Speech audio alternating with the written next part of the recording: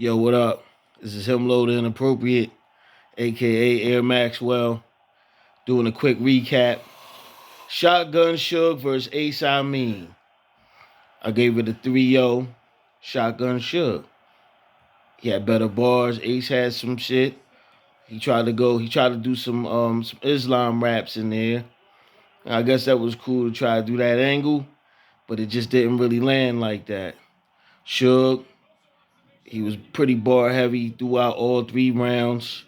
I had a 3-zip. And that's what it is, man. That's my quick little recap. You ain't gotta agree with me, but I don't care if you agree or not. This is him low, your mother's new boyfriend. Peace.